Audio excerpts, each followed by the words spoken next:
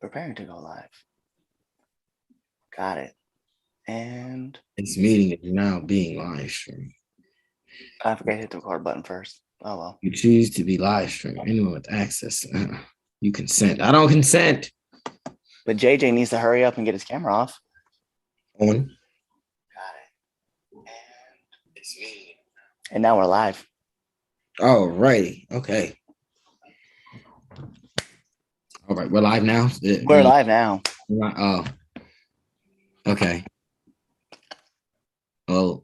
Ladies and gentlemen, boys and girls, children of all ages, it's your boy, your nephew, your cousin. It's the Don. And you're checking out the 3 Count Podcast Debate Show. Let's go down the roster. Introducing first, he's my tag team partner here on the 3 Count Podcast. He's a man that runs the show because I don't do shit. I don't run shit. I just talk shit. He is the landlord of the Dog Pound. He's the Red Dog of Red Dogs. Cliff Miller. Red Dog. Yes. It's the Air Force veteran intel specialist, the one you call on to get the job done, and the guy with the fucked up voice because that's what happens when I bump too many times, like in a match, like my voice just gets all messed up. But it's just me.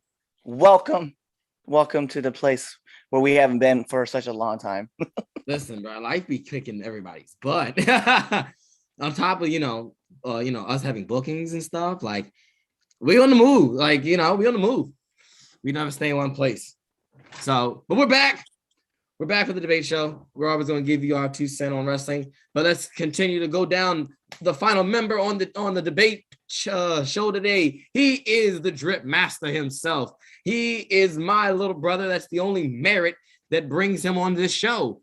He doesn't watch any wrestling, as clearly we talked about earlier on this show, and we always bring it up. Josh doesn't watch any wrestling, but hey, he's on this show to talk about all of it. Ladies and gentlemen, my little brother, JJ. Drip, driving, got the club vibing, thanking the sidewalks for keeping me off the streets, chitty banging, studying every day in.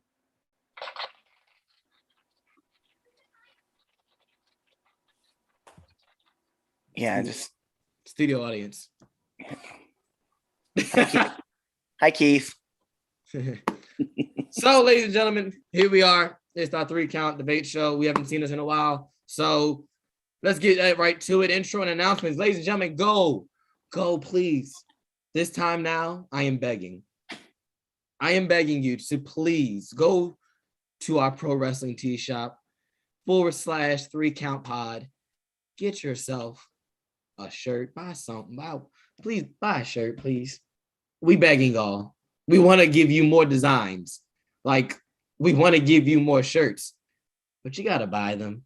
So go get yourself a 3 Count Podcast merch right there. You see Cliff's, he's got them up on display there, and his own shirt. So go get you one. Okay. Get your shirt, please. If you want to PayPal the 3 Count, just donate. That's fine too. All in dandy. But buy a shirt. Like I said, the more you buy the shirts, the quicker we can give you guys some more designs.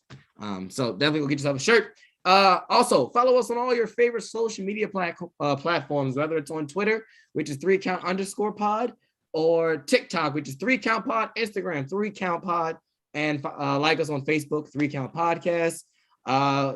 You can keep up with all of wrestling news every day on all of our social medias. Definitely follow our TikTok page, because TikTok's the new thing. Follow us on Clapper as well, 3 Count Pod. No, it's that, even though that sounds like a very risque porn site, it's an actual app. It's kind of like TikTok, but yeah, get Clapper and follow us there. So definitely do that. Also, subscribe for all our podcast listeners. Subscribe. We're on Google Podcasts, Apple Podcasts, Spotify, anything that has podcasts, we're on there. 3 Count Podcast. You can subscribe to us on YouTube, which is where you're checking us out on our live stream on YouTube. So subscribe there, and you can get all of our shows right after they air, and you get the visuals to our debate show. I don't have a debate show, but the visuals you do to now entering the ring, which means segue into Cliff. What's coming for now entering the ring?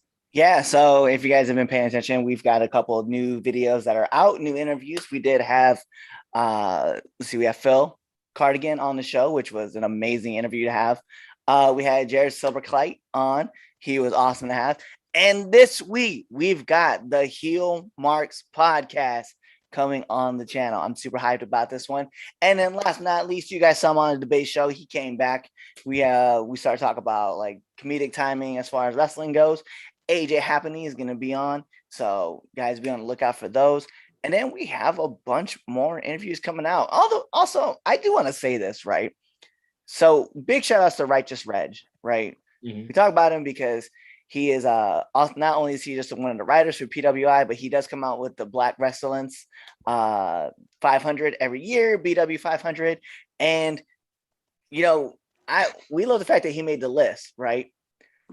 But we gonna give ourselves a pat on the back because we had 5% of the people that made the list on our show. So if you guys want to see some of the people who made the list and who've been on our now entering ring, go check it out. Everybody from Justin Taylor, who's one of our recents, to Chaz himself, Reed, another person that we're going to have in the future, Rich Swan is going to be on the show. So the list names of everybody who's been in and out, man, it's going to be awesome. So you guys need to be checking this out. And then also, something else we'll talk about.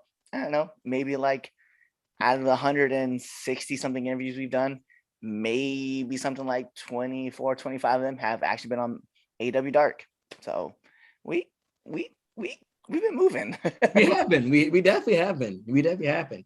Like I always say, if you're not on the 3 Count podcast, then you don't get to be on like any other podcast. If you don't make it yet, like you can't get on JR's podcast or like Conrad until you come through the 3 Count. So, but yeah, we got awesome interviews coming up. So with that being said, that's all the intros and announcements. Anybody got any announcements, surprise stuff, anything happening? Because y'all like to do. Y'all like to plan a show underneath my plan. So anything? You got anything? Oh no, but I do want to throw out 2 things, right? Okay. One, shout outs to HWT, Hostile Wrestling Takeover, for having me on their show last night. Very much appreciated. It was definitely awesome to be a part of. And then 2, shout outs to my boy Loy and his new wife Chanda, as I was just at their wedding earlier today, and I had to get home. So big shout outs to them. Congratulations, guys. Awesome. Shout out to my boy Rico, the Toxic Chief himself, new EWA Cruiserweight champion. Because that's our Toxic Chief, and I'm one half of the most undeniable tag team, the Negroes. I'm running with that. I'm gonna get a t-shirt. But anyway, with that being said, let's get down to business. Let's get on with the podcast, with the debate show. Let's start off with our first segment. It's the match of the week. Cliff, what is your match of the week? Let me explain for those of you who don't know what the match of the week is. If can't tell by the title, we're gonna pretty much announce what we thought our match of the week was, whether or not such and such pick is a terrible pick, and then hey, see what happens. But that's match of the week. So Cliff, what is your match of the week? That isn't your match of the week because it's not your number 1 match on the power ranking. So yeah, it's not really your match of the week. You just get a special pass. Yeah. So let's talk about match of the week. Let's talk about what would be. So we're going to talk about the best of the honorable mentions for me. Okay. Right. Yeah. That match would have been Kaylee Ray versus Ember Moon on NXT. Match was fire. So, all right. I feel like once I tell people like the top 10, someone's gonna be pissed. Listen, now that's you've had a good track record the past couple power rankings. They've been like, you know what? Yeah.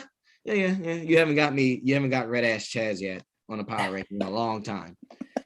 All right, JJ, what you got? What's your match of the week? Seth versus Edge.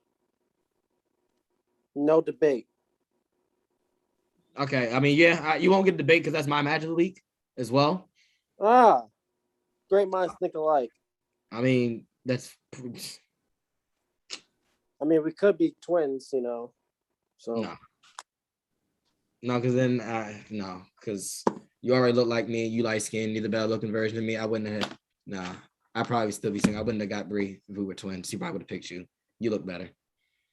Ouch. You do look better than me. I don't know. Anyway, match of the week. Yeah, Edge and Seth Rollins. That match for me. It was a banger. I mentioned it on to a friend of mine actually. We were talking about it, and I was saying like I'm glad that Edge. No, I was talking to you, Josh. That's what I was talking to you. That's probably why you picked match of the week because it was my match. Anyway, but no, I was saying that I was glad that Edge gets to come back on his career, do his thing, and he's just been putting on bangers after banger. Like he's been putting on, classic matches, and it's cool to see that like Edge is getting his Shawn Michaels return type of return. It's putting on those banger of matches. So yeah, Edge is Seth, and then Seth is the architect. Seth is Seth. He shows out and he constantly puts on matches that he's the top guy up there. So yeah, Edge, Seth Rollins, match of the week. Moving on, let's get to our first debate topic. All right. Historic AEW this past Sunday, right? Sunday night. All Out. Ruby Soho was one of the many returns that happened at the pay-per-view. Well, not returns, but debuts. Whether it was CM Punk's return, into a ring after 7 years, Adam Cole, Bryan Danielson, yep, baby. And Ruby Soho, she was the Joker in the Casino Battle Royale. And, she won, so she has a title match. So the debate topic is Ruby Soho that big of a signing? As far as star power and all that, is she that big of a signing for AEW? We'll start with you, JJ. Then we'll go Cliff, and then I will conclude. No. No, she is not. I guess it's more bodies for the women's division. You know what I mean? Mm-hmm. They're like, it's not like it's a Tessa, even though I know Tessa's been like blacklisted from the big companies. But like, no, it doesn't do anything. She's probably not going to win a title or anything. You don't have Ruby Soho beating Britt? What? No. Okay. HELLLLL exclamation point. No. No. Money needs to keep holding on to the title as long as possible. Money, I got you. Like, no, this doesn't change anything besides the fact they have another body. She might be a jobber, who knows? I hope not. But yeah. She was doing in the other company. But yeah, no, it doesn't change anything. Just another body to add and more fodder for money. So cool. So you say it's overhyped? Yeah. Okay. It's I don't think so. I don't think it's gonna bring anything unique to the table. I don't think. Ruby's, yeah, okay. Go ahead, Cliff. Yeah, I think it's a big signing, 100%. And I'll tell you why. Because outside of the stuff that she did on the indie scene, right? Outside of the stuff that she's done at WWE, in the indie scene, man, like people always wanted to work her because she was a solid hand and she knew how to put on good matches. And while she's not like, I'm not gonna say like she's, the Charlotte Flairs or the Sasha Banks or the Becky, like she don't have like that caliber. What she does have is the ability to elevate talent to keep pushing that. She's a Serena Deeb type person that you want to have in there. Like Serena Deeb is a person that we talk about. Like she puts on these banger matches. She's really good. We get invested in stories. And that's what Ruby does. She gets you invested into the people and she gets you invested into the matches. Like I know that Rampage was on. I know you didn't watch the match, but that match was actually really good. And I really enjoyed watching Ruby and Riho and Britt Baker in those matches with Chris Statlander as well. But Ruby is a solid hand. She's one of those people who can elevate the talent that's around her, and she'll continue to do that. So to be like, nah, it's overblown. She's not that good. She don't got that hype.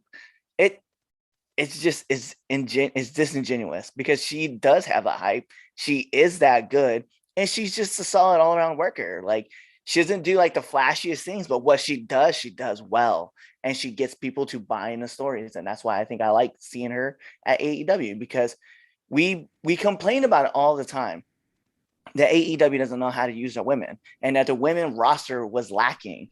But now with the recent signings that they've had, I don't know if that's really a thing that we can say anymore, man, because the talent that they do have is solid. Come on, man. Okay, first of all, we're gonna pretend that Kara Hogan is not a good worker. Oh yes, absolutely. Okay, so you're gonna tell me that how many times did Ruby get injured at WWE?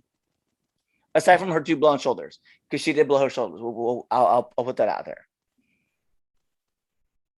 Pretty much. I mean, she was always she was solid in the ring. Like WWE really didn't know how to book her because they're like, we're gonna put these three random girls together and tell them like, hey, they're the Riot Squad, but they didn't even know what that meant. They put a ketchup on somebody's door, like that was riots. Like, I mean, let's be real, like they didn't really know what they were doing with them. And when they were working as a tag team, the Riot Squad was pretty lit. I mean, aside from the fact that Liv Morgan got kicked in the mouth and got knocked out, like that happened. I mean, that was an accident, but they were really good. They're really solid. They're a solid trio. I loved them. And I think when we look at, you start looking at Britt Baker, like this women's roster, it just keeps adding pieces that I feel like it's elevating the talent.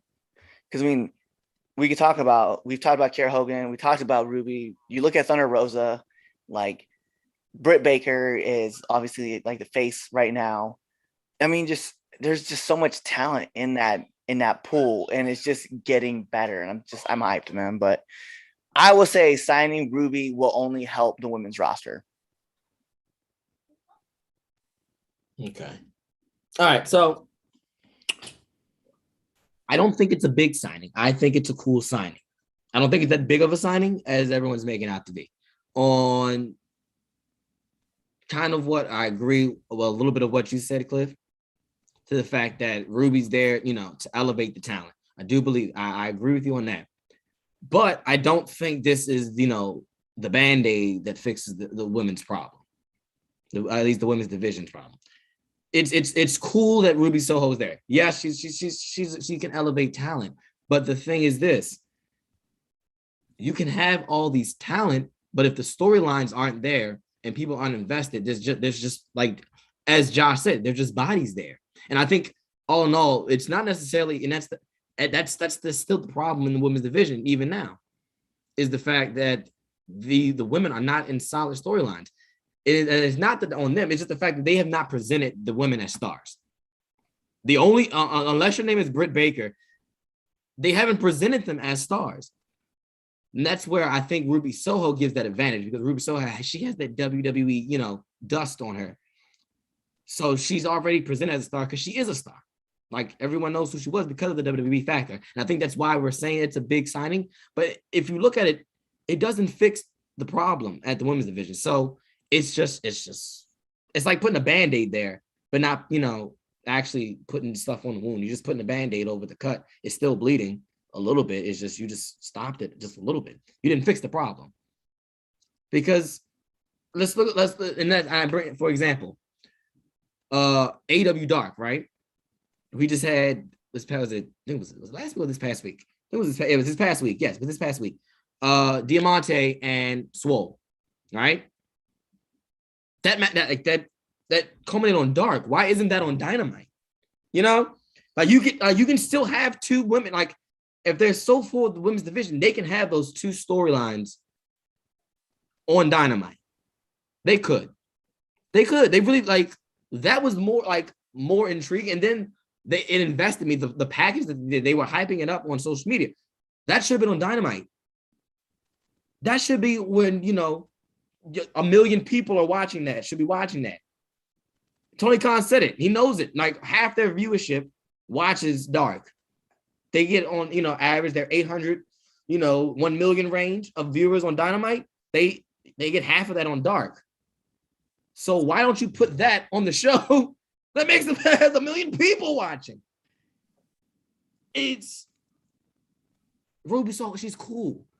But it's like, it's not like we were cheering for Ruby. Like they weren't popping for Ruby when she was in WWE.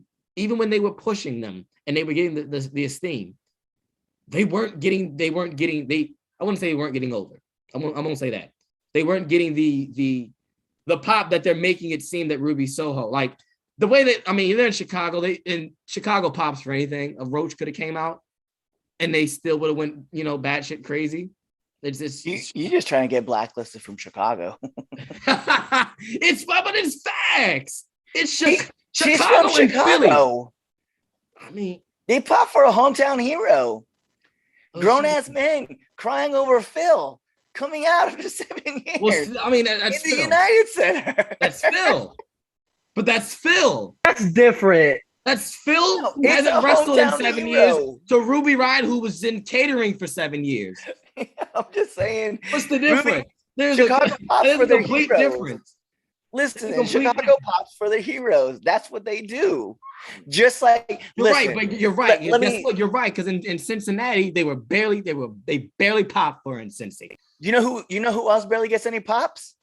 Who? Brian Pillman Jr. But guess what happened on Rampage? Oh man, he main evented, and you would have thought that he was the #1 contender for the AEW championship because they were like, yeah, Brian Pillman. And then Moxley came out there like, Moxley, Pillman, our heroes. Like, it's the hometown rub, man. Like, yeah. But anytime I see, and I by the way, Brian, if you see this, I genuinely like you. I just think that if you get around Varsity Blondes, it's not like people are like, oh shit, I came to watch Varsity Blondes. Who did you come check out? Nobody does that unless you're in their hometown. And just like Ruby coming out at the United Center, yeah, the crowd's gonna pop for her because she's the hometown hero. I mean, it's still like, that's my point though. That's my point. Like she adds star power. Like I don't discredit that. She adds star power to the division. But she's not a roach. No, she's not. Oh my god. But that's Chicago not what he would was cheer saying. for a Roach. Like a rabid indie Chicago crowd, they chant anything. They would cheer for a Roach if it came out. That in Philly, especially Philly, EC-Dub. There's probably a Paul Heyman story where a mouse came out through the rampway during a match and they chanted Mickey Mouse. I totally believe that. and that definitely happened in the bingo hall. But to my point though, it's like she adds the star power. Yes, she brings it, but it doesn't fix the problem that AEW don't present their women beside Britt Baker as stars. No, I agree with that. Seems like another problem with WWE. Well, yes, absolutely. Yes. If you're not a horsewoman, you don't matter. AEW is also getting away from another thing that made that product so special, which is their tag team division. Like, if you notice, they have like 1 or 2 teams that are usually featured on the show. Yep. Like, that's a problem too. Like, I don't know if they're really going to address that yet, because like with the Lucha Bros winning and the Young Bucks can kind of be like, hey, we're going to push the Elite in the back, and they can do a whole different kind of storyline. Maybe we can get some other tag teams in there, because maybe that was the whole reason why we wanted to push Jungle Express and the Lucha Bros, and then obviously Santana Ortiz and FTR. We need to like get those teams going too. They just got to find a better track record or track system to get these people going, because like there should be at some time where the females get like, 20 minutes worth of like the show, and the tag teams get another 20 minutes worth of show. And then obviously like your single stories that you really want to push should be getting some parts. But I think that we're really missing out on like some great action with the women's division. Because you're right, Big Swole and Diamante was a fire ass match. Fire. It should have been on Dynamite. On Dynamite. Don't make me watch it on YouTube. Put it on the TV screen where like, Jill, like it just, and I know I'm always though. I know everyone hates it, and I know they're probably tired of all the AEW marks and fans. I talk so much crap about this women's division you would think I want it to fail, but I want it to succeed because there is talent on that roster. There is talent on that roster. And if they would put, like you said, Cliff, elevate certain, like give the women like 20 minutes of a show, you can probably get that Chris Statlander alien gimmick over more. Make me understand, like get like as ridiculous as it is, but you can like you give me the time, I'll get it. That's how I got Orange Cassidy. I still don't like it. I get it. I get it. And it's saying that now, like, it's kind of funny, cool. It's grown on me, but like they gave it time and I understood, you know? They have to do that with their women. It's funny that you talk about Orange Cassidy. I was totally, a couple weeks ago, I was totally giving people Orange Cassidy high fives. You were? Like, yeah, when I was walking into the locker room, and you obviously you shake your hands, right? And then anybody was giving me a high five. I did the fist bump COVID, man. Yeah, I mean, even that. But when people were like putting their hands up, like to give a high five, I was just like, wild. I've migrated to the fist bump method. Cody Rhodes said it was okay, so that makes it. Cody Rhodes is not the president of wrestling. That is Phil Stamper. I was say Phil Stamper is. He says something. I was say Phil. No, I was like Phil Stamper is. Shout out to the president of wrestling. But yeah, back to the women. If they just Ruby Soho star power, yes, but that's not going to fix the problem. You need to show me why, present these women as stars, present Diamante as a star, present Anna Jay, the Bunny, who else? The woman? Tay Conti, because that I feel like that's the one to take it. That's that's the one that get like to take it off of Britt. Show me why, like get me invested in some of these, like. They have all this talent, but don't use it. They just cycle them through for, different title matches. That was the problem with Hikaru Shida's title reign. And of course, yes, give all takes, to the fact that, there was a pandemic going on and, you can't like that, just that, it was a thing, but like, it was just, they had these different women coming for a random title match and there wasn't really nothing, there was no meat and potatoes to it. Yeah. It was just, and I feel what's funny though, is that with the Thunder Rosa, they got all this talent. Right. Present her as a star. They have not presented her as a star. NWA, on the other hand, they did that very well. But now with AEW, they have dropped the ball with Thunder Rosa. I don't know. I don't know if I can go that far, man. I don't know, because here's why, right? Is that battle royal, right, as it was going on, like kind of showed all the storylines that they're gonna start pushing around. But the one problem is what we've already addressed. Like Ruby Soho is there as a talent elevator, right? But you still have to give time to the women to put on a show for you. Right. You have a 2-hour product, man.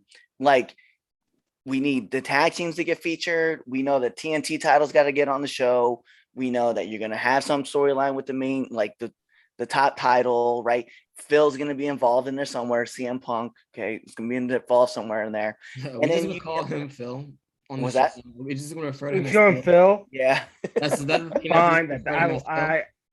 And then you need to give at least, and I said 20, but it really needs to be like 35 minutes of just the women's show. Like, it just has to be like a 2-hour product, and it should not feature only these 6 or 7 people. Like, I get it, those are your draws, but what you can also do is you can rotate those guys through. So maybe they show up twice on one week, and then you have another star, and then maybe those other, character A shows back up a week later. It just, you got to kind of mix it up sometimes. But I just feel like if we want more people to be involved in the women's division, you got to put the time in. And yeah, maybe people are going to be pissed and you're not going to get that 1.3 million viewers. But in the long run, these kids that you're trying to shoot for are going to start watching too. And they're going to start staying long-term fans. You can't only worry about the 10-second fans. You got to worry about those 10-year fans down the road. And those kids that see wrestlers who look like them will stay with the product. That's the problem with WWE, is that they've lost track of who is watching the product and that they don't want to build the 10-second fan. This is why we keep getting the Goldberg returns, or we get, Brock Lesnar returns, or we get the John Cena's, because all we do is we want to hook on nostalgia. We're trying to pull in these old lapsed fans. Well, forget those guys. Get back to what you want. And if you want that 18 to 49 demographic to go up, you need to market out kids who are in that, 13 to like 18 range to build that audience. And you got to have stars who look like them. And I say that not just in the sense of women, but God damn, can I get Scorpio Sky on Dynamite? That was Can I get Private Party to be Private Party and not belong to Matt Hardy? Can I get Sammy Guevara on a solo run? Can I get Nyla Rose out there by herself? Nia Jackson. Can I get just these No, said Nia Jax. I did, I almost did. Yo, can I get Sonny Kiss on the show? Please. Like, these wrestlers are just, you have this unique opportunity. And who do we feature all the time? The same guys. And I get it, they're your draws, but man, it would be awesome to see some different people of different backgrounds on the show, because I want kids and I want people to realize, hey, this show is for everybody and we are building a bigger audience. Sorry. I mean, you took the rant from me, because I was getting there. I was gonna get that in. What you call it? Probably it depended on your power ranking. I was gonna get that rant out. that. So we're gonna move to our next topic. I'm gonna use that as a segue. Using Cliff's rant as a segue. Shout out, all our live viewers. Who's checking in with us. Thank you for chilling, your Sunday evening with us. Definitely checking us out before Sunday Night Football. Definitely. So thank you for listening. So moving on, we're going to temp check. All right, temp check. I gotta get a sound bite that goes temp check. But yeah, temp check. Here we go. For those who don't know, temp check, we're gonna see go around and see who's the hottest wrestler, or you can go on the opposite and say, who do you think is the coldest wrestler going into this week? Or you can give me both. You want to be overachiever. Cliff normally gives me both. So we'll start with you this time, Cliff. I'll go after you. And then Josh, you will conclude. All right. So for me, a person who is going ice cold, Chaz, you're gonna love this one. Riho. It is. I mean, like, the bottom rope elimination, and then like come and try to save Ruby and getting beat down, and then the match. Yeah, it's just not a good look. Like, even though she got the win on Friday night, like it's just not a good look. Like, I'm sorry. But and I know, I'm sorry, Rio. I do like you, but you're just kind of ice right now to me. And so is Sheeta. Let's be real. Like, I mean, I know she's doing great things on Dark, but yeah, I mean, they really didn't do anything with her at the Battle Royal either. So, but for my hot person who's on the heat rise, let's give it up, man. Let's be real. Rich Swann. Mm-hmm. Like, and maybe I'm just being biased, but Rich Swann, like, put on that killer match with Carl Anderson. He's got a rematch coming up last week. He had an awesome match with Ruckus at ACW. So yeah, I mean, that's where I'm gonna be at with it. Okay, all right. I'm gonna go with my wrestler who's kind of hot going out this week, coming into this week. And it's the world champion, Trish Adora. That I won't even bring up the match yet. The fact that she got her own designated promo on ROH's page alone, with Shane Taylor.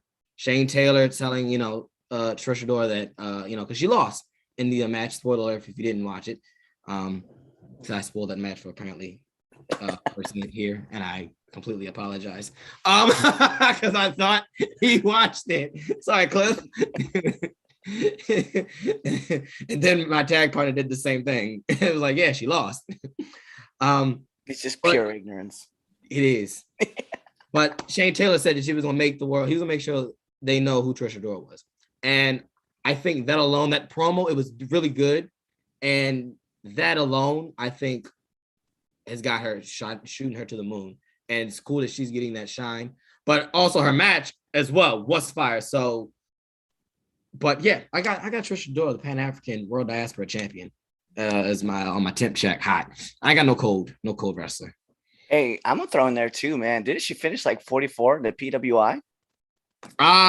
Yeah, somewhere like that. Yeah, she was in it. 44. Yeah. 44. I did not. I don't remember her. I don't remember. Regardless of whatever number, it was like 44 or 55, but regardless, either way, it's the highest any woman's ever been ranked in the PW 500. Yeah, that is. Yeah. So yeah, big ups. Definitely. No facts. Because she's definitely killing it. She's killing it. Yeah. I guess there's no I can sit here for days. Y'all know how my love for Trisha Dora. Also, I do want to comment on that promo too, man, because okay. Shane's opening lines in that promo where he said, "You're a queen. Don't ever let them see you like this." I was like, oh, ooh, I got goosebumps. It's like I got chill. Exactly. Just it was awesome. It was awesome. And shout out to Trisha Dora, the world champion. Yeah. Go ahead, Josh. What you got for me? Temp check.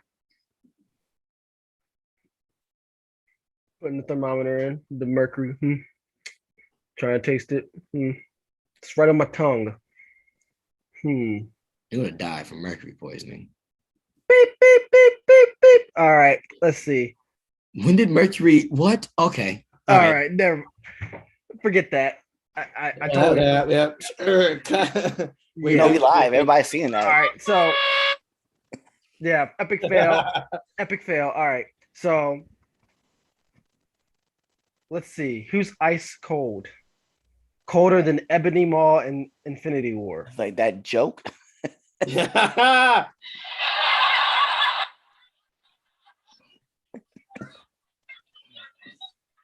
Are we done? Yeah. Like your joke.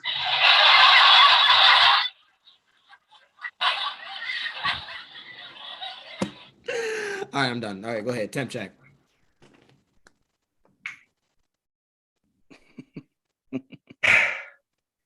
Anyway, since you know what, fuck ice cold. We're gonna talk about who's red hot right now. Y2J. Super hot. Yes. Super hot fire. So yeah, that match was amazing. And he's not retiring. So call you guys. Chris Jericho's the man. Judas. You may not like what he says personally, but we're screwing that out the way. We're just talking about wrestling. We're talking about wrestling. We're talking about just wrestling wise. And guess what? Since you're gonna do that, I'm using that as a segue. We're gonna to our next. That's exactly why I went with Jericho. So yeah, whatever. You really do believe that. So here we go. Next debate topic. Jericho came on his on his high horse on his social media, praising the story with him and MJF. Saying that it's probably one of the best stories, his longest story he's done. He's ever been in, probably one of the best in the last 20 years. Is he right? Or is he just, blowing smoke up his own ass? We'll start with you this time, Cliff. No. Start with JJ because he was the one all like, Chris Jericho, this is the greatest thing ever. All right, Jay. So, is it cap? Yes. It's mega cap. It's ultra cap. All right.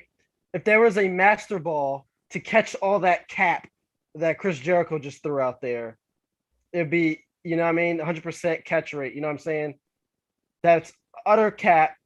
No is not the best thing in 20 years. I can think of other things that are better in the last 20 years. You're not even 20 years old. And I'm not even 20 years old yet. So no, hell no, ultra no, big fat no, no, no in Spanish, no in French, no in English. It's all no. It's all no. All right. I'll let you go last, Cliff. I'll let you go last. Great match, but no.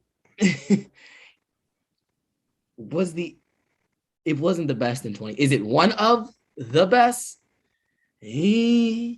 That's even pushing it. It was good. It wasn't bad. Like, I'm not like, I don't want people saying like, oh, you know, the MJF and Chris Jericho storyline was bad. It was trash. It wasn't bad. Like, it was all right. It was solid. It was right. It was a good, you know, it was long. Like, it was long, and it made sense. And to, you know, this is like, I'll say just the track, how we got there was a little wonky, but it was fine. It's just, I can tell, like you said, there are so many other storylines that were better in the last 20 years than this one. Like, you can tell me that this was better than Shawn and Taker's storyline, their very first WrestleMania match? You don't think that this story was better than that? As you know, as much as we want to hate, you know, as much as we you know, shit about it, but was this was better than the Rock and Cena storyline, Rock and Austin? Like, the invasion, for what it, you know, for what it was worth, the invasion, NWO. You think it's better than the invasion? So, you think it's better than Rock and Cena? You think it's better than Shawn and Taker? Okay. But there's a caveat to that. There's a caveat to that. It's like Batista. Like, I'm saying this. Well, there's a lot of things that happen. Like, it's not. It was cool. Like, I do feel like, though, and this is, you know, just me, I really felt like MJF should have been the one that cut it, and Jericho do the whole, you know, see you later, sayonara. Like, we got, you know, MJF some real heat, but I mean, he's got now. It's just now that you gotta build MJF back up now to be that fire heel again, because you sizzle him now because he lost. So you gotta, you know, let him. And then, like, on top of the fact that you gotta let him get some wins, because if he go out there, he's not going, you know, come out there and go right against Phil. Phil be like, didn't you just lose to Jericho? So, but it wasn't the best thing in the last 20 years. It wasn't. Is it up? Like, it was good. It was good for the past year. Like, it's one of the best. Like, but it's not the best thing in the past 20 years. Like, no, nah. It is the best long-term story in the last 20 years. Oh, whatever. I say it like this, right? And when you asked me about Shawn and Taker, I did say no. But I did say one thing. I said I have a caveat to that, because Shawn and Taker's matches, like, that whole story wasn't a whole continuous story. It started at Royal Rumble, it ended at WrestleMania, and then, like, every once in a while, Shawn would make a reference to Taker all the way up until we got back to Royal Rumble. No, it was December. Actually, it was the Slammies. It was the Slammies. But he didn't. Then he made his comment, yeah, and then it went on from there. Right. So it took a break. The Jericho match, Jericho's story with MJF never really took a break. Like, sure, they didn't wrestle like all the time, because there's that time where MJF was a part of, like, he was a part of the group, but then, like, it kind of faded out from there. Right. But they were always entwined. And I thought that was always cool, was like, oh, here he is as, like, this sleazy bad guy who snakes his way into the inner circle, and then he, like, runs with them for a little bit and then turns on them, and then they have all these cool matches outside with the Pinnacle, and then eventually it all comes back down to Jericho versus MJF. And I always thought that was cool, and I liked Jericho's thought behind it. He didn't say it was the best thing, he just said it was one of his best things in the last 20 years. And I kind of agree, because when I look at, like, John Cena's stories, right? Just like with The Rock, not that it's not John's fault, because I'm sure if John and Rock wanted to run a full year of running, like, not like tag matches against each other or stuff, just entwine like the story the whole time, it would have been fire. And we would legit be looking at Jericho like, you know what, bro? Like, that's not true. But because MJF was always around Chris Jericho the whole year, I feel like, yeah, he has a valid point.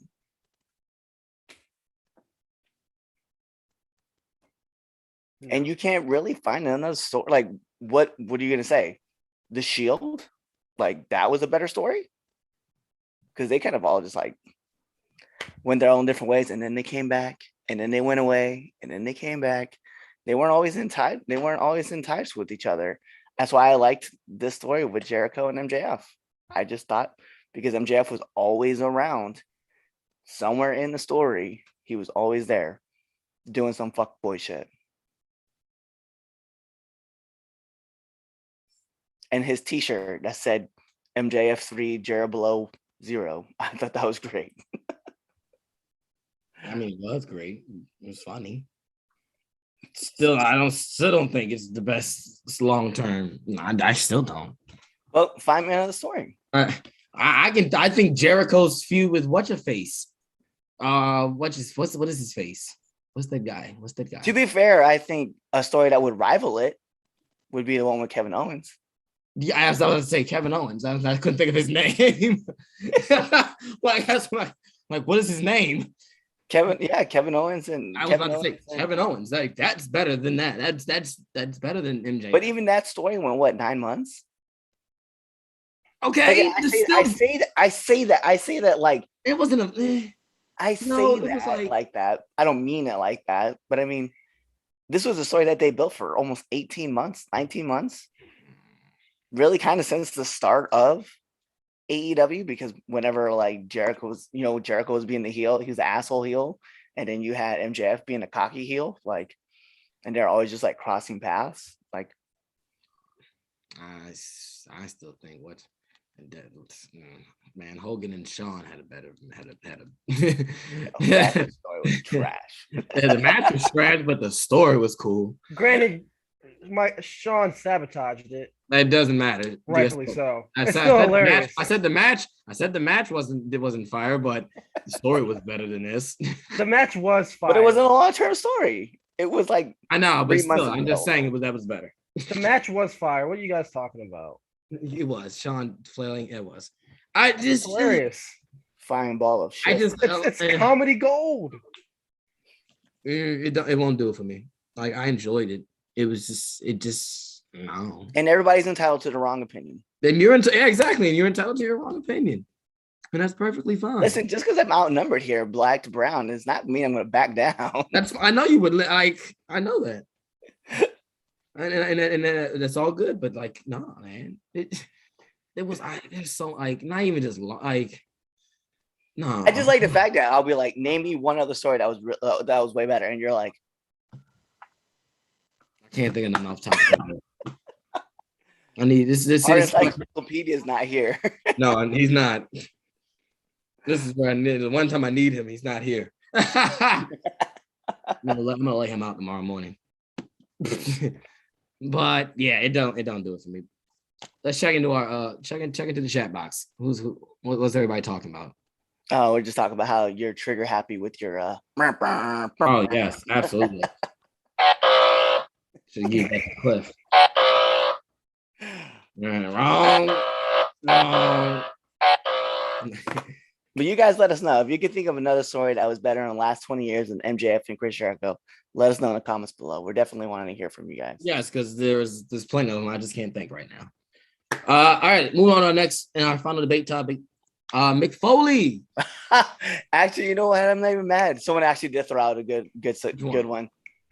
What is it? Black privilege versus pure ignorance. Long-term storybooking. See, there you go.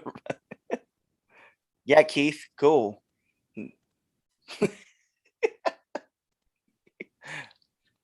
Enough said. Enough said. Enough said. I don't want to hear any more other matches now because that's facts. You just put yourself. I gassed myself up. Gaslight me. Hell yeah. No, nothing else needs to be said. So at that point, we're gonna move on. Don't say any more matches, Cliff. So is Mick Foley right about WWE not being the place for talent to aspire to be at? Okay, that Mick Foley went on. He did a video, said that we had a problem. That WWE had a problem. It's an AEW problem, and he was. I kind of said some things. He said, talent want to go to AEW rather than WWE. They've seen, what happens when they get the call ups happen, and like Karrion Kross, for example. You can name a couple of them. Ricochet. They don't do so well. They creative kind of goes because they try to change it. So is Mick right? Like, what do we feel about his comments? Go ahead, Cliff. You start. I don't think he's wrong. I mean, he even said it though. He's like, I don't want to knock the company. He's like, they did wonders for me when I was there. He's like, but if I wanted to go somewhere right now, he's like, I wouldn't trust him with my career. And I don't disagree with him. Like, he's right. Like, and just like you said, man, like so many other people have come through, and then like WWE tries to mold them and change them into something different, and it just doesn't work out for them all the time. I mean, for goodness sakes, man, like there's this badass who was undefeated at NXT, and then goes to the main roster, and they throw a helmet and some straps on him and try to change him up. Talk about a man who came up and was telling people to bask in his glory, and then like they iced him out because they were trying to make him more of a heel. The idea that they were going to make somebody a manager for a heel, that's false. That's been proven false. That's a fake report. The rumor that they were going I was saying, the allegations that somebody was supposed to be a manager for a heel Keith Lee, like just saying, like there's just those things, man. Like you're trying, like I get what WWE wants to do as far as like they're big, man, like they want to really focus on like the larger than life superstars, but unfortunately, man, like some of these little guys that are out there are really, really good, and they're really good at storytelling, and you don't need to change them. And it's just weird how WWE keeps missing the mark on certain superstars, and then they turn around and put out a statement that they're an alleged statement that they're going to stop scouting indie talent. Like it's just crazy to me. Josh, The battered man tells no lies. How many careers has WWE like royally like screwed the pooch on? Too many. We got like Cliff Gill says with Karrion Kross. you were a Karrion Kross fanatic. You would I don't even know who he is anymore. I don't think he knows who he is anymore. He doesn't. He probably doesn't. First you get rid of Scarlett. Then you like, I don't even know what the hell he's supposed to be. He looks like a knockoff Vader. Maybe he look like Guardian. That's Guardian. What do you mean? That is Guardian. If you bring it out a little bit more, it could be a Nova helmet too for Nova. Like, it just doesn't. This isn't Ricochet. He's basically at this point just Uncle Ricochet like that. He just does Keith Lee. Yeah. Like here's the thing. Mick Foley said was right. Now it's the problem is back then, like Mick Foley said, it was WWE or bust. Now it's you can go to Ring of Honor. It's not as big as WWE, but you can go there and be successful. You can go to AEW, you can be successful. You can go to New Japan, you can be successful. WWE, they're so caught up in this bubble that they think that, oh, we're WWE is still like 20 years ago. And it's not anymore. And Mick Foley's what he said was right. It's just that simple. Yeah. You won't get a disagreement. There's no debate on this topic. I think we kind of all see the writing on the wall. I've been saying it for like a year now that the WWE is they're going in a different direction than what is pro wrestling. And they're a parody of pro wrestling. Yes, I said that on Twitter a couple weeks ago. I said WWE has gotten to a point where they're a parody of themselves. They're a show. They're a show about a wrestling show. If you sit back, you look at what WWE is. They are an entertainment show. They're a show about a wrestling show. Like that's what it has become at this point, and it's weird, and it's like good for wrestling as a whole and in general, because you can go like Josh said, you can go to AEW, be successful. You can go to New Japan, you be successful. You can go to Ring of Honor. A lot of people ask me at it's like, oh, Chaz, you want to go to WWE? I tell them no. Because I don't actually, and I can be honest, I would rather, if the opportunity arises, I would sign at AEW, or I would rather go to Ring of Honor. Japan's kind of far. I don't like planes, but if the opportunity, I think about it. And then they hit hard. That's why they hit hard. That's why I want to go to UK. Another thing, bro. AAA, I will go to Mexico. Yeah. I do want to wrestle in Mexico. But yeah, there are other places where you can be successful. And it's just, like Josh said, it's not WWE or bust. If WWE don't want me, that's cool.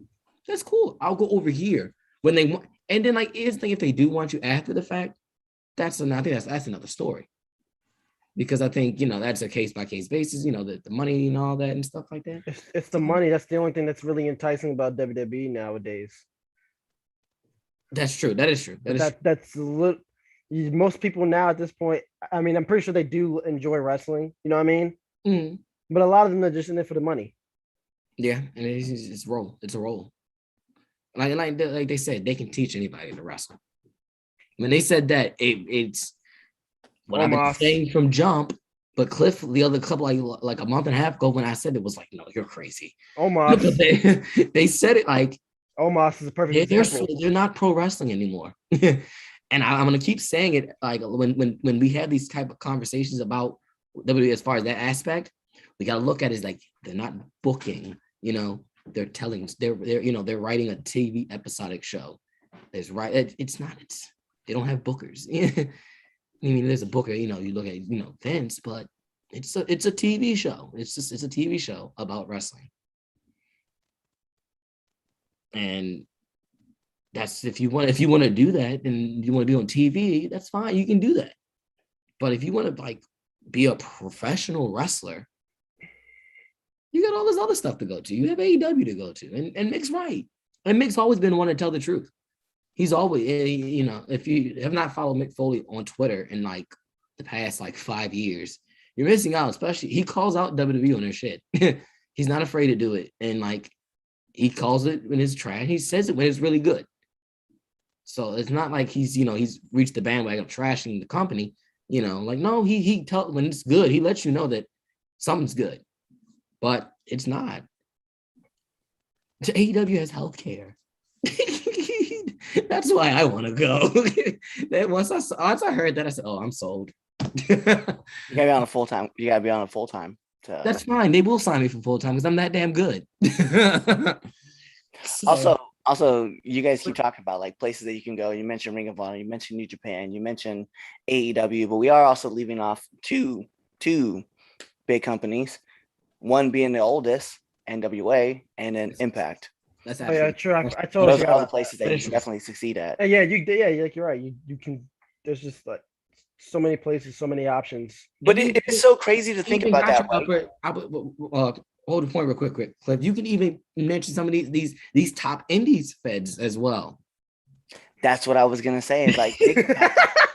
Think about that, man. Because you go GCW. Go on. I'm gonna let you go. You take the point, Cliff. You take. We keep saying it. Yeah, because we know we're gonna say go on IWTV. All these places that got these crazy deals, like GCW.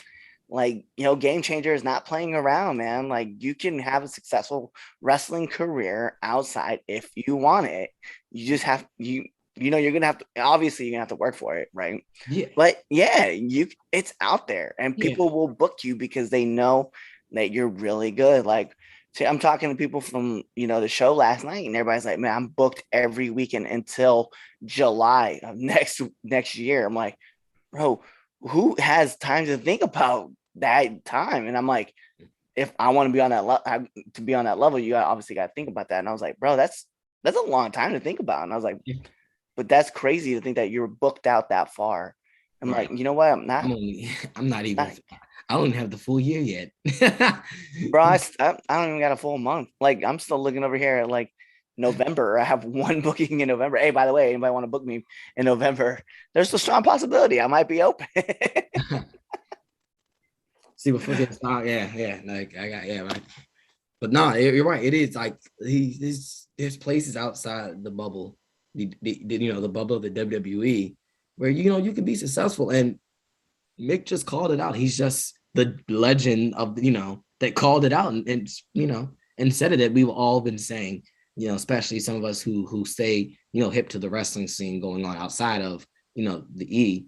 We've been saying this for about a year. I honestly, right before AEW popped up, and became like an official thing, we were saying that the Indies, is starting to get this resurgence in it. And of course, with AEW opening up, and the Indies resurgent, it's real out here. Like, you don't have to go to the E to be a successful wrestler. But I will put this out there, man, and not that I would only shit on WWE, but they do take a lot of chances that other companies can't take the chance, right? So we saw them, they're at the festival just like was last year, and then this last week, man, they had Trae Young coming on. Because when you think about wrestling, and let's be real, it's kind of like mixed martial arts, right? Like, people don't ask about mixed martial arts. They ask about UFC, and when you talk about wrestling, unless you're in deep, right? Let's talk about people who just don't have any association with wrestling. They don't talk about wrestling. They don't talk about, hey, did you have on AEW? No, they're asking, hey, you had the perfect question, and it happened to me earlier today too. Like, hey, are you gonna go to WWE? Like, nope. Like, not that I would turn it down. Like, if WWE came to me and was like, hey, man, but at the same time, like, is it a goal? No, I'm like with Mick. I'm like, I kind of want to go AEW because those guys have a lot that they're offering for guys like me. So I want to go that route. And it's funny, but people don't realize that when they associate wrestling, they think of WWE. Just like when people think about mixed martial arts, they don't talk about Bellator, they talk about UFC. So yeah, but WWE's out here like going to hip hop concerts, and they're bringing on like outside talent, and they're really trying to bring in more people to view wrestling. But it's not a real wrestling product, and that's what to your point. They're bringing this star power. It's they're bringing in Trae Young, which I thought was the most fun. That was great. Hilarious. That was amazing. It was so fun. I was like, wait, I'm like, Trae Young. I said, what? And I was just like, and then it clicked. I said, oh, the Knicks. And I was like, why they do that? That's disrespectful. I watched that series. That's so disrespectful. Like, and they were booing him crazy. And I'm like, they're assholes. But what made it even better though? And here we are talking about it, right? What jersey was Sami Zayn wearing?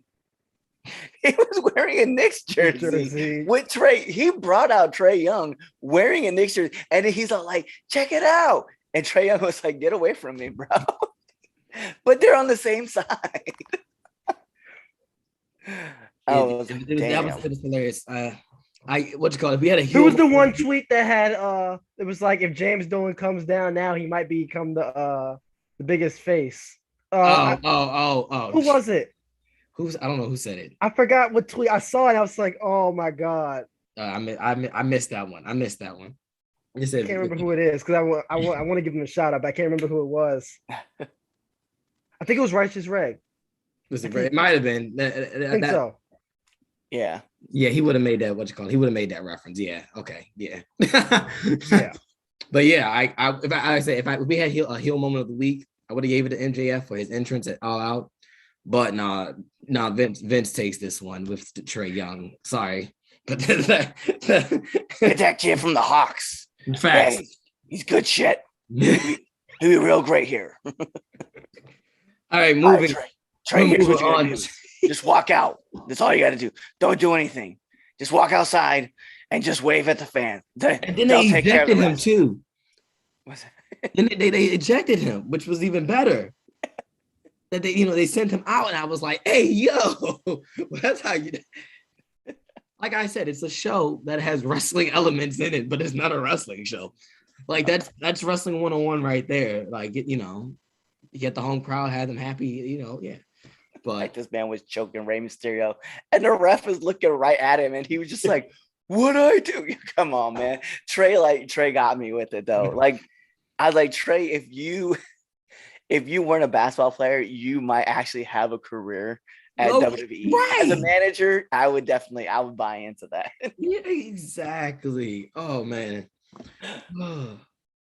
That was funny. Look at us, bitch, shitting on the Eid, and it goes right there talking about how good they did. Oh, that's what I'm saying. Like, let's move on. Let's go. It's time for the greatest segment in all of this podcast thing we got. Yeah, this is better than this segment right here. It's even better than the 10 count questions on Now Entering the Ring, and that's one of my favorite things. But this segment right here, though, this is better than everything. Like better than everything. Here we go. It's time for the Red Dogs Power Rankings. Boom,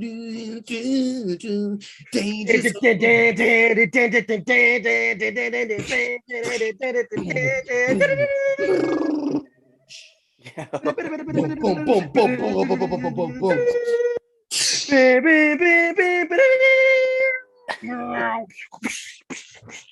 oh God. Over here chopping wood. So we've been gone for a little bit, man. So I just want to touch on a couple of matches that we missed. So last week, I don't know if we made the announcement or not, but for September 5th, I want to talk about the top match, which would have been Trevor Murdoch and Nick Aldis for NWA 73. Just a phenomenal match, man. I enjoyed it so much, and I just wanted to touch back on it. I was upset he lost. What's that? I like Nick Aldis as the world title. I do like Nick, but it was time for a change. And I agree, but I didn't like Trevor Murdoch. And the last student of Harley Race was the winner, so I thought that was really cool too. It was a great tribute, and the fact that Trevor was wearing the similar tights to what Harley Race wore, so I was digging all of it. So let's start off with our honorable mentions, right? I'm gonna start off with our first honorable mention, which would be it was Ruby Soho winning the women's battle royal. That was the first honorable mention match. Geez, must be a rough week for wrestling then. Yeah, so let's get into talking about. I'm terrible. So let's get into talking about our next one up is going to be Jungle Express and the Best Friends versus the Hardy Family Office at All Out. So that was also on our honorable mention. We go up, and here's where I think things are going to start getting decisive. So honorable mention wise, Miro versus Eddie Kingston at All Out is on our honorable mention. I thought that was a great match, and it was a fire opener for All Out, and it's on our honorable mention. It was fire. I didn't like the finish though. Yeah, I didn't like the finish. The match it was a fire match.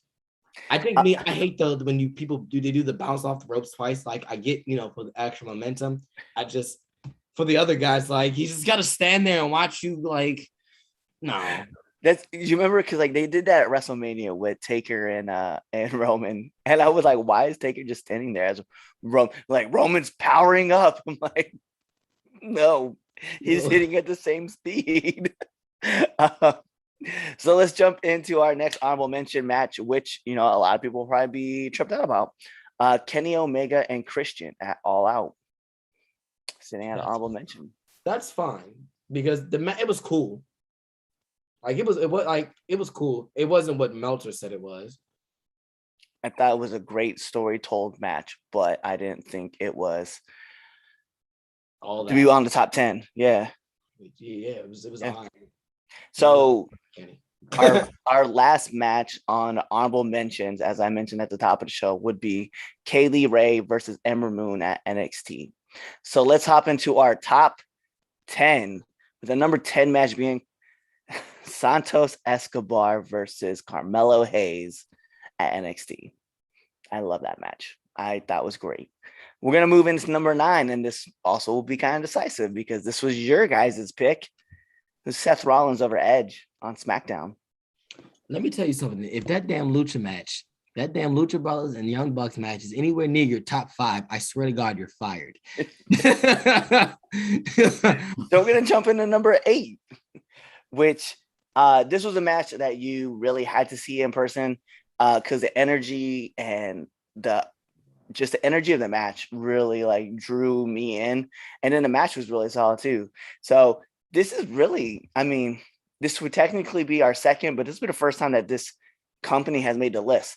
So it was Rich Swann over Ruckus at ACW.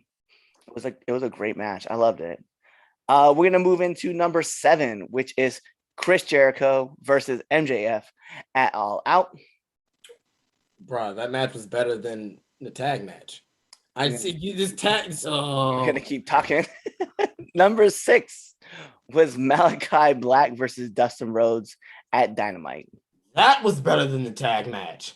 We're moving to number 5, which I feel like this match got a lot of talking about once it finished, but I feel like this match, I'm gonna bump that match up one.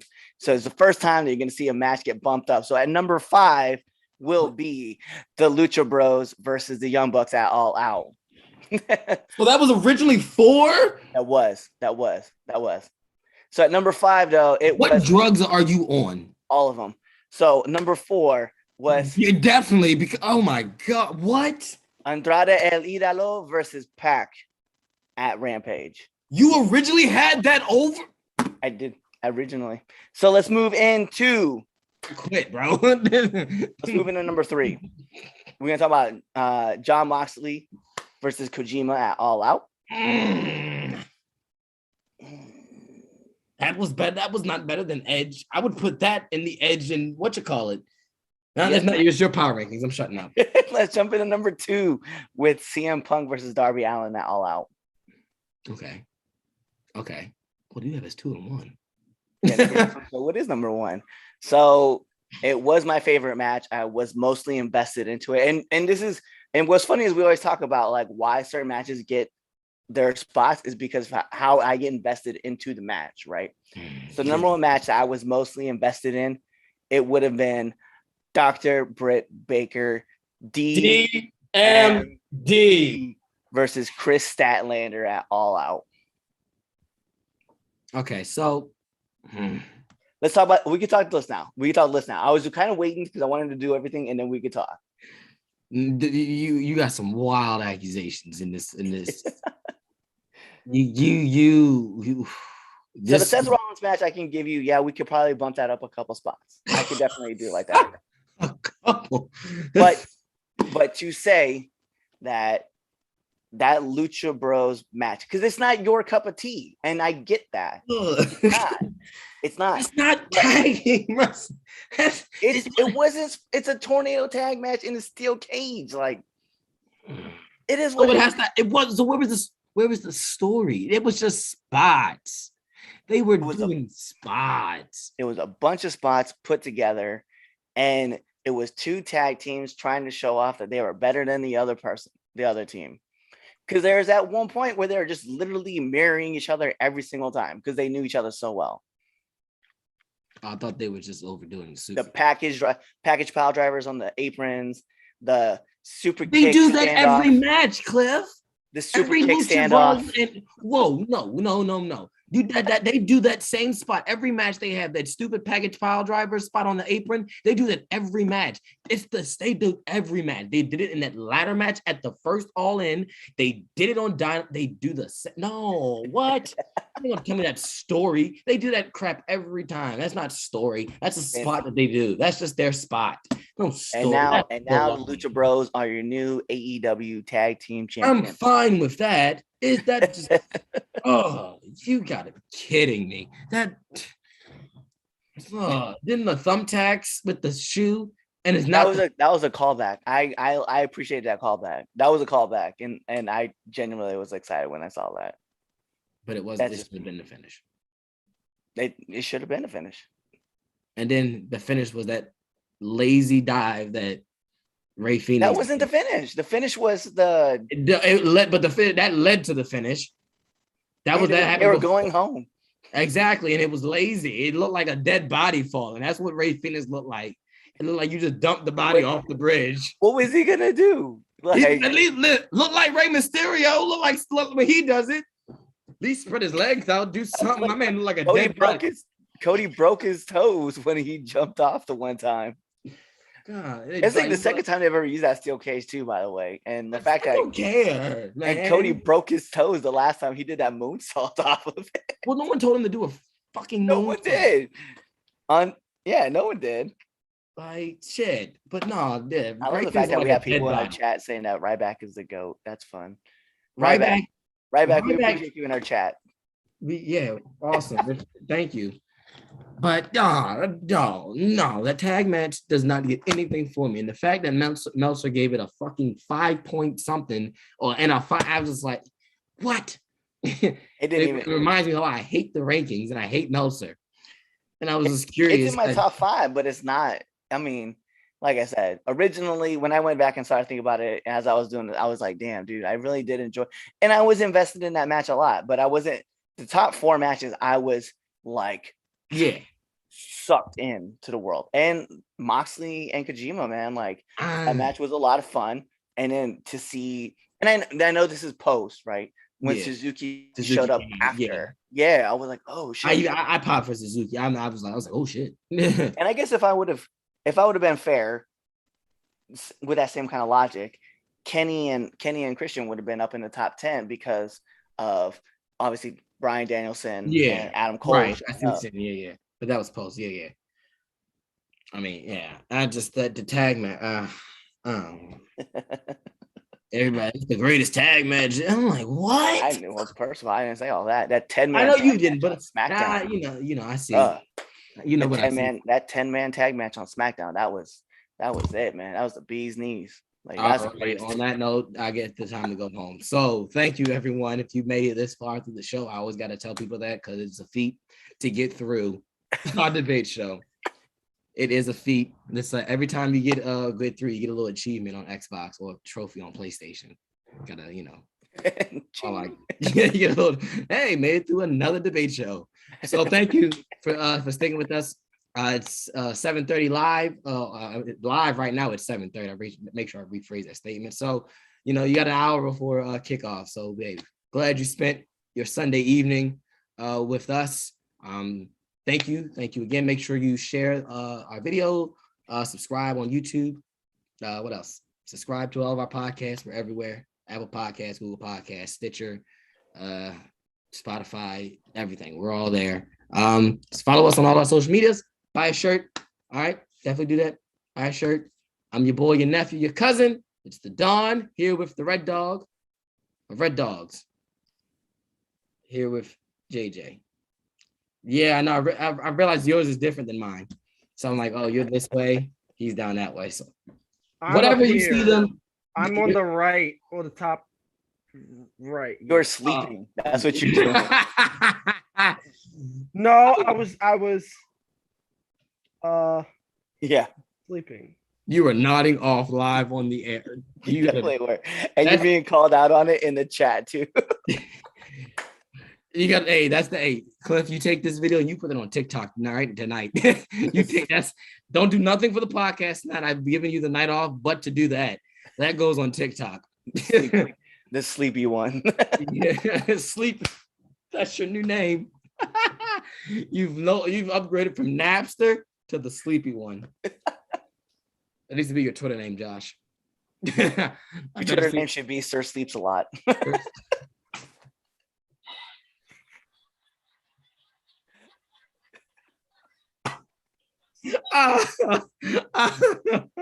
All righty. And now he walks off. It doesn't matter because we're closing out.